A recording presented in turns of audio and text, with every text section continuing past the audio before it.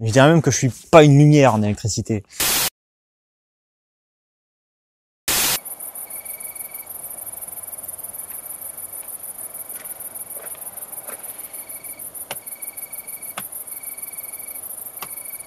Merde.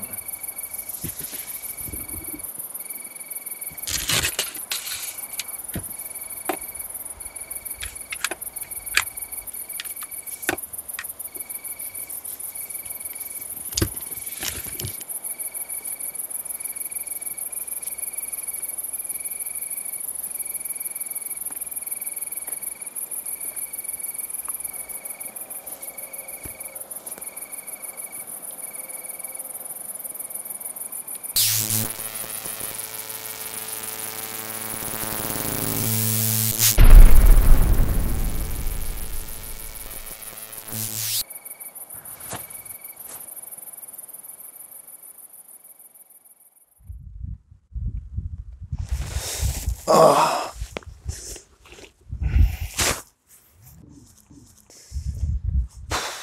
Ça va, ça va. Bonjour à tous. Alors oui, l'électricité, c'est un sujet délicat, c'est un sujet qu'il faut pas prendre à la légère. C'est un sujet difficile qui fait bloquer pas mal d'entre nous lorsqu'on aménage nos fourgons. C'est un sujet qu'il faut prendre avec des pincettes, j'ai envie de dire. Parce que qui dit électricité dit éventuel court-circuit, dit éventuel risque d'incendie, et donc dit éventuel décès. Donc il faut vraiment pas faire n'importe quoi. Et moi, pour rien vous cacher, j'y connais pas plus que vous, vraiment, j'y connais vraiment rien. Je dirais même que je suis pas une lumière en électricité. Alors qu'on soit bien d'accord, avant tout, ce que je vais vous montrer, c'est pas à prendre comme une référence, c'est pas à prendre comme une source sûre. Donc dans cette vidéo, je vais vous présenter mon installation qui fonctionne très bien depuis un an, j'ai eu aucun problème. Moi, l'installation que j'ai faite, elle est minimaliste, c'est-à-dire que j'ai pas besoin de faire une installation de fou. Alors oui, vous allez me dire, c'est pas forcément minimaliste, parce que oui, on pourrait très bien s'éclairer à la bougie, on pourrait très bien recharger son téléphone en roulant avec l'allume-cigare, c'est tout à fait possible. Mais il y a aussi des installations qui sont beaucoup plus complexes, pour avoir par exemple une cafetière, pour avoir une télé, pour avoir un frigo. Et moi, je me suis pas lancé là-dedans. C'est-à-dire que j'utilise vraiment le nécessaire et le minimum pour pouvoir vivre dans mon van. Les seules choses électriques que j'utilise, ce sont mes éclairages, donc 2 spots, mon appareil photo, donc pour recharger l'appareil photo, pour recharger mon téléphone portable, ma GoPro et mon ordinateur portable. Pour moi, c'est suffisant. Je bois pas de café le matin, donc j'avais pas besoin de me brancher de cafetière. J'ai pas utilisé de convertisseur, j'ai fait une installation 12 volts. Donc pour moi, c'est une installation minimaliste. Mon installation, elle m'a coûté combien? Elle m'a coûté seulement 350 €, entre 350 et 400 €. En fin de vidéo, je reviendrai sur le détail du prix des composants, etc. Mais il faut savoir qu'une installation à ce prix-là, c'est vraiment très peu. Je suis allé dans un magasin de vente d'équipements pour camping-car, vous devez probablement deviner lequel il s'agit. Je leur ai dit, voilà, moi ce que je veux, c'est être autonome en électricité pour seulement 2 jours. Donc j'ai pas besoin de panneaux solaires, je veux juste une batterie auxiliaire qui se recharge quand je roule. Je veux pouvoir recharger mon téléphone, mon appareil photo et mon ordinateur portable. Et c'est tout. Et avoir un éclairage. Donc c'est vraiment que dalle. Et le mec il m'a dit, on va voir ça, suivez-moi, on va calculer tous les deux combien ça va vous coûter. Suivez-moi. Alors moi je l'ai suivi, il a fait ses petits calculs, il m'a dit, alors monsieur Renou, si vous voulez faire votre installation, il faut compter dans les 4000 €.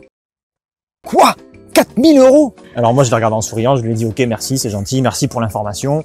Dans ma tête j'étais en train de me dire, ah ouais c'est ça, espèce d'escroc va. Et c'est pas de m'entuber. Donc je suis parti, hein, voilà. 4000 balles, c'est le prix du van, pas déconner non plus. Alors finalement je me suis débrouillé tout seul comme un grand, j'ai cherché sur des forums électricité, j'ai demandé des avis, des conseils, et je me suis lancé, j'ai fait mes choix tout seul. Et ça m'est revenu à moins de 400 €, 350 € par rapport à 4000 €, on va pas débattre.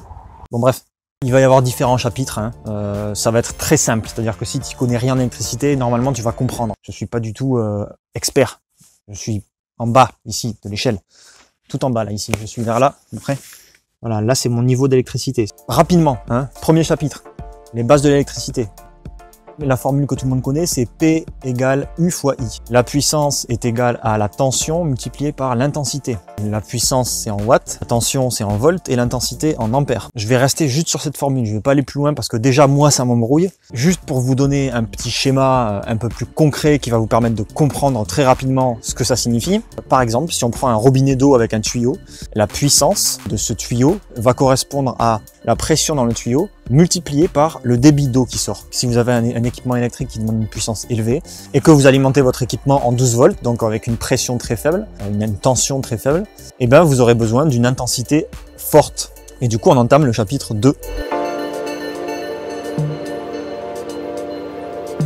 La première étape, quand tu fais une installation électrique, déjà il faut pas regarder l'installation complète, sinon ça peut faire peur. Il faut y aller étape par étape, petit à petit. La première étape, c'est de lister déjà les équipements électriques que tu vas utiliser dans ton van pour déterminer la capacité de la batterie. Donc voilà, je me suis fait un petit tableau. Déjà, les deux choses indispensables que je vais avoir, c'est deux spots qui ont une puissance de 7 watts par heure. Donc ça, c'est noté sur l'emballage. Donc ça fait environ une consommation de 0,6 ampères heure.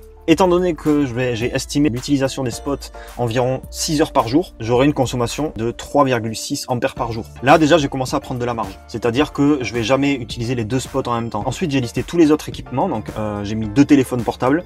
Là, c'est pareil, j'ai pris de la marge parce que moi, déjà, j'ai pas 2 téléphones portables. Ce qui consomme le plus, c'est l'ordinateur portable. L'ordinateur portable, il a une consommation d'environ 8 ampères par heure. Sachant que je vais l'utiliser 8 heures par jour, ce qui me donnera une consommation de 64 ampères par jour.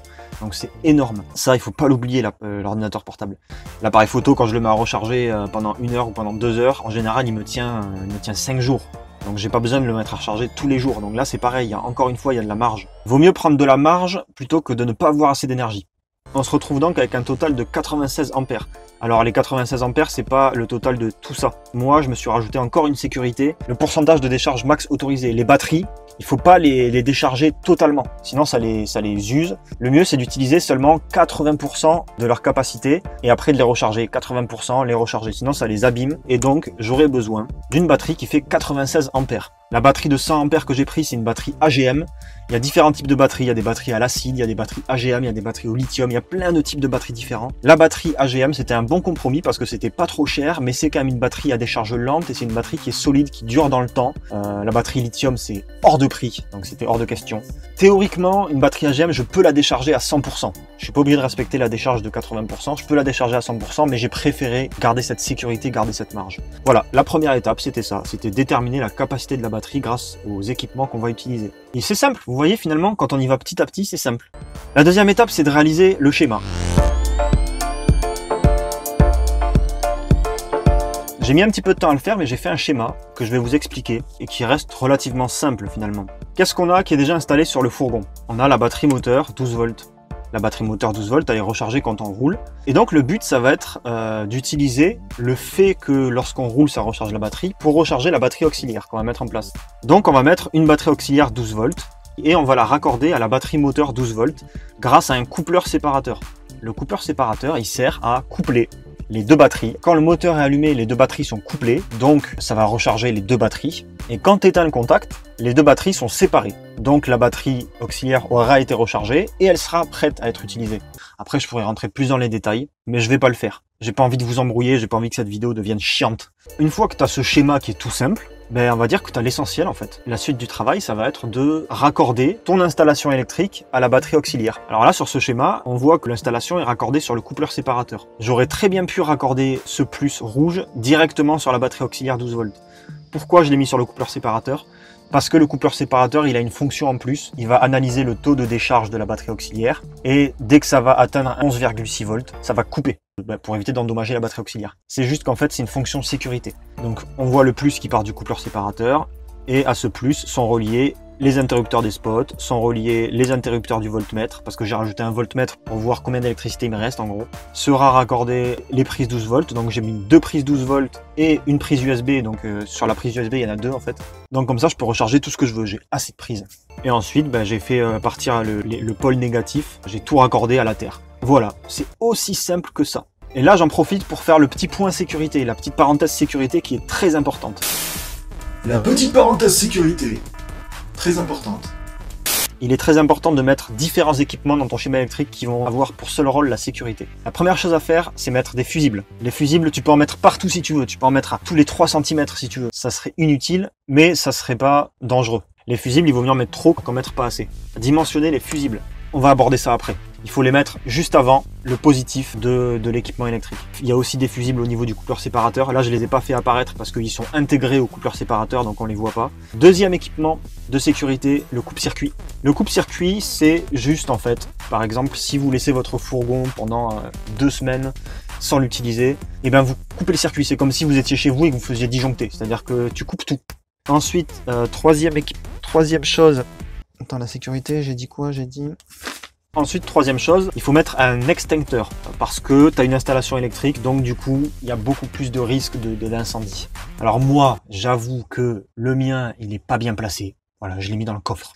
Donc si j'ai un problème, je suis obligé d'ouvrir la porte latérale, d'aller dans le coffre et de prendre l'extincteur. Le trajet entre la porte et le coffre me donne largement le temps de mourir. Mettez-le à portée de main, même si c'est pas joli, mettez-le à portée de main, couvrez-le avec un boîtier, je sais pas. Ça, c'était la petite parenthèse sécurité. C'était la petite parenthèse sécurité. Très importante. Donc là, vous avez votre schéma. Voilà, vous avez votre schéma électrique. Il faut toujours faire un schéma avant de se lancer. Vous n'allez pas commencer à faire vos branchements réels sans savoir ce que vous faites. Et maintenant, on passe à la troisième étape. Le dimensionnement des câbles et des fusibles.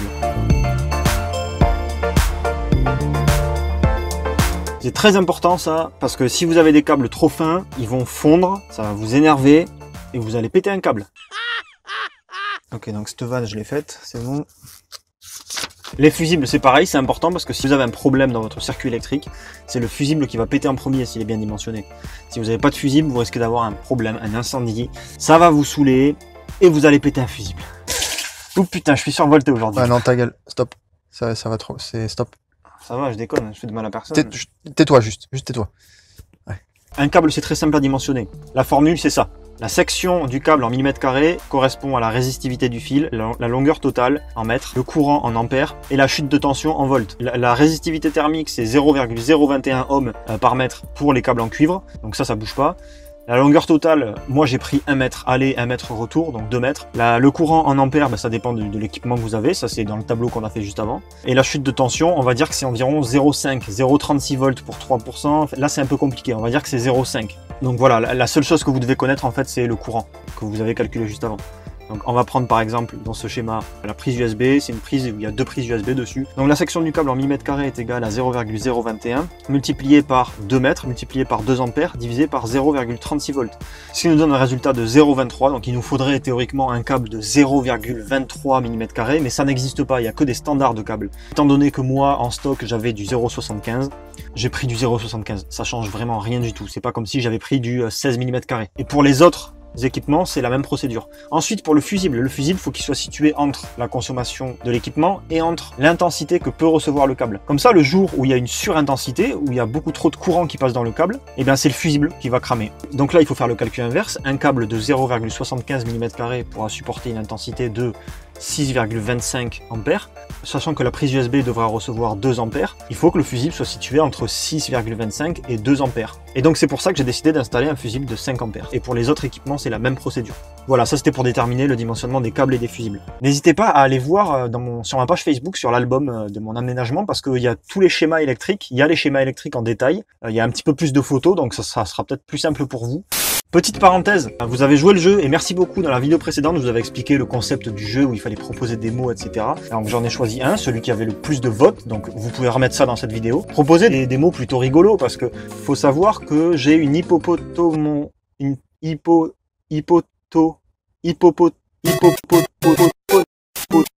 j'ai une hippopotomonstrosesquipédaliophobie. Waouh! Voilà, c'est la phobie des mots longs. Une fois que vous avez déterminé la section de vos câbles et tout ça, que vous avez fait un schéma propre avec marqué tout dessus, vous avez juste à faire une liste de tous les composants dont vous avez besoin. Pour revenir à ce que je disais en début de vidéo, voilà la liste des composants avec le prix que j'ai utilisé. La batterie 12 volts, elle m'a coûté 189 €. Le coupleur séparateur 67 €, le voltmètre 18 €. Alors pour le voltmètre, vous n'avez pas besoin de prendre un voltmètre de malade. Il y a des voltmètres qui existent qui valent 160 €, quoi. Ça sert à rien. Ça sert quand tu as une installation électrique ultra perfectionnée pour savoir quel équipement consomme combien, pour savoir tes pics de consommation, etc.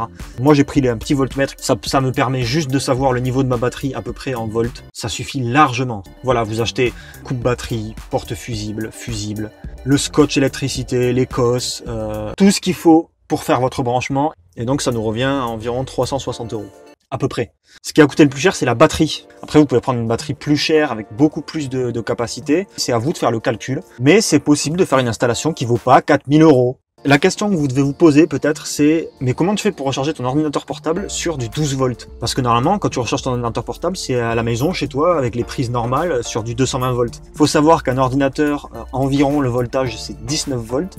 Quand tu utilises ton ordinateur chez toi, eh ben, tu passes par un transformateur qui transforme l'électricité de 220 volts en 19 volts. Donc moi, je voulais pas utiliser un convertisseur, c'est-à-dire je voulais pas transformer mon 12 volts en 220 volts et après transformer pour l'ordinateur de 220 volts à 19 volts. C'est ridicule, je préférais plutôt transformer de 12 volts à 19 volts. J'ai acheté un chargeur adapté et qui respecte l'ampérage de mon ordinateur, qui respecte le voltage de mon ordinateur, etc. Et ensuite, on passe à l'étape numéro 5, c'est-à-dire la mise en place du système. Une fois que vous avez récupéré tous les composants, c'est le moment de tout mettre en place et surtout de faire attention. Il faut y aller avec précaution, c'est-à-dire qu'il faut prendre un voltmètre et à chaque fois qu'on fait un branchement, petit à petit, vérifier avec le voltmètre que tout se déroule bien petit à petit en faisant le branchement. Alors voilà, pour l'installation, sous le siège conducteur, on retrouve la batterie. Donc sur la batterie d'origine, j'ai fait partir un câble rouge que j'ai relié au pôle positif et je l'ai numéroté au passage. Alors ça, c'est un conseil que je vous donne. Numérotez vos câbles. Vous mettez une lettre ou un petit symbole qui vous permettra au début du câble et à la fin du câble, là où il va, de pouvoir faire le lien. Si vous avez un problème, vous saurez que le câble A qui arrive directement au coupleur séparateur. Le coupleur séparateur ici, on voit le câble A qui arrive sur le coupleur séparateur. Au niveau de la batterie auxiliaire, alors elle est bien dégueulasse, hein. Il y a de la poussière dessus, je fais rarement la poussière à cet endroit-là. La batterie auxiliaire, déjà premier conseil, elle est ultra lourde, ça pèse un âne mort le machin. Faut la fixer parce que s'il y a un freinage d'urgence, faut pas qu'elle bouge. Donc moi je me suis fabriqué une petite structure en bois et en métal pour la fixer, donc elle bouge plus du tout. J'ai relié du coup le câble plus de la batterie auxiliaire, qui est noté B, il passe par le coupe-circuit et il repart du coupe-circuit et qui arrive du coup sur le coupleur séparateur. Voilà, donc mettre des lettres au début du fil et à l'arrivée du fil, c'est vachement pratique. Faites-le, voilà, c'est un ordre, faites-le. Donc on a le positif de la batterie moteur et le positif de la batterie auxiliaire qui arrive sur le coupleur séparateur comme sur le schéma. Et ensuite, du coupleur séparateur, on a ce câble rouge qui part et qui permet de venir alimenter toute l'installation. Voilà, hein, grossièrement, c'est le schéma que je vous ai montré juste avant, hein. C'est le schéma que j'ai fait mais mis en œuvre. Toute mon installation, c'est-à-dire tout le matériel électrique, je l'ai mis dans ce petit boîtier que je me suis fabriqué là. Donc c'est mon tableau électrique, on va dire. Je me suis même imprimé mon schéma électrique. Voilà, comme ça, si j'ai un problème, un jour, ben, j'ai le schéma électrique directement sous les yeux. Pour l'instant, je m'en suis pas servi, mais le jour où j'en aurai besoin, je serais bien content de l'avoir. Et donc du coup, on a ce câble rouge qui part et qui arrive sur ces bornes Vago. Ça, je vous conseille aussi. Ces bornes Vago là, c'est vachement pratique en fait, c'est comme une sorte de domino, mais voilà, on peut brancher plusieurs câbles dessus et ça fait beaucoup plus propre. Donc sur cette borne Vago, on a le positif qui alimente tout et du coup qui se sépare pour alimenter chaque chose. Donc les prises, l'éclairage, le voltmètre, etc. Chaque fil ensuite part au niveau des fusibles, donc là j'ai mis une boîte à fusibles qui est bien rangée, donc voilà, ça c'est la prise de droite, ça c'est la prise de gauche, ça c'est le voltmètre, etc. Voilà, il y a tous les fusibles. Si j'ai besoin de les changer, j'ai le petit instrument ici qui permet de choper les fusibles et de les enlever. Donc c'est assez compact, tout se situe ici et comme ça j'ai pas besoin de beaucoup de longueur de câble, etc. Et ensuite, depuis les fusibles, on voit tous les fils qui repartent là et qui partent du coup ici, qui remontent ici. Donc j'ai essayé de tous les fixer, ça c'est un conseil aussi, faire en sorte que tout soit bien propre, tout bien rangé. Donc tous les fils partent derrière. Alors là je peux pas vous montrer trop en détail les branchements. Donc ça part et ça vient rejoindre toutes les prises en fait. Ça vient rejoindre toutes les prises et du coup de l'autre côté de la paroi on retrouve toutes les prises, c'est-à-dire l'interrupteur. Alors là c'est la prise USB sur laquelle je peux brancher mon USB pour recharger mon téléphone. Là c'est le voltmètre, donc là par exemple si j'allume le voltmètre, voilà, le niveau de ma batterie est à 12,2, donc j'ai encore de la batterie. Et là j'ai les prises allume-cigare ici, les prises 12 volts sur lesquelles je branche le chargeur de mon ordinateur. Donc du coup maintenant je suis un mec branché. Par contre les claquettes chaussettes c'est pas ouf, hein. Les câbles électriques pour l'éclairage ils partent dans le plafond, donc évidemment c'est quelque chose à mettre en place avant de mettre la paroi du plafond, c'est beaucoup plus compliqué après, hein, ça va de soi. Après moi je vous cache pas que je me suis rajouté un petit truc en plus, je me suis rajouté cet interrupteur là, ça active des ventilateurs que je me suis mis ici, dans cette grille d'aération. Il y en a un qui fait rentrer de l'air, un qui fait sortir de l'air. C'est quand il fait un petit peu chaud que je veux aérer le fourgon pour amplifier l'effet de l'aération et aussi quand je fais à manger pour faire sortir la vapeur, etc. Je m'en sers pas souvent mais parfois c'est pratique. Ce qui est chiant c'est que ça fait vachement de bruit. Après on a tous les câbles négatifs, donc le câble... Alors là en l'occurrence je l'ai mis bleu, le câble de la batterie auxiliaire. Tous les câbles négatifs en fait qui se rejoignent tous au niveau de la batterie moteur. Parce que la batterie moteur elle est directement reliée à la terre, que c'est le meilleur moyen en fait d'avoir la terre la plus fiable. Au niveau de la mise en place, voilà, c'est à peu près tout. Le seul conseil que je donne, c'est vraiment de faire attention, de prendre son temps avant de le brancher, avant de le mettre en service, de le faire vérifier par un électricien, de le faire vérifier par quelqu'un qui s'y connaît. C'est toujours un plus. Mais si vous y allez petit à petit, il n'y a pas de gros risques. Pour information, j'ai acheté un petit spot là. Ça, c'est vraiment pas mal. Donc, ça se recharge par USB. Ça a un éclairage de malade. C'est une bonne autonomie, ça se recharge par USB en voiture. Et c'est un éclairage LED et franchement ça marche super bien. Vous pouvez trouver ça dans les magasins de bricolage. C'est considéré comme un spot de chantier. J'espère que ce petit schéma, cette petite explication vous aura aidé. Ça sera un petit peu plus clair pour vous. N'hésitez pas à me poser des questions. N'hésitez pas à vous abonner à mon Instagram aussi. Voilà, ça n'a aucun rapport parce qu'il n'y a rien d'électrique dessus, mais bon, c'est sympa. Moi, c'était un plaisir de vous présenter ça. Voilà. Est-ce que j'ai une dernière petite vanne à dire ? N'oubliez pas de laisser un commentaire avec un mot, n'oubliez pas de laisser un pouce bleu et n'oubliez pas de vous tenir au courant des prochaines vidéos en vous abonnant juste en bas et en activant la cloche. Je vous souhaite une bonne soirée, je vous dis à très bientôt, ciao.